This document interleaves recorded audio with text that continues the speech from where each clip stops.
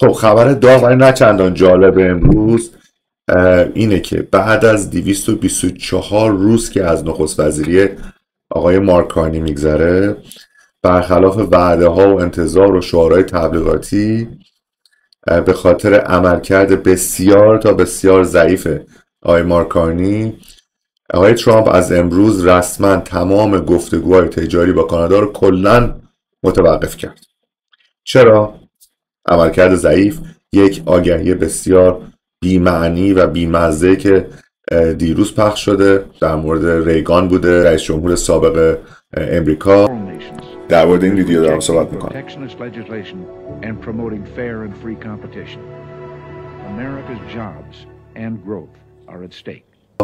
که در مورد ضرر تعرفه صحبت کرده و اینا دقیقا میدونن چه چیزی ترامپ رو عصبانی میکنه و با همین راحتی تمام گفتگوها متوقف شد. حالا چه اتفاقی میفته؟ گرونی بیشتر مساله، مواد غذایی، هزینه زندگی و غیره. Ask Marco.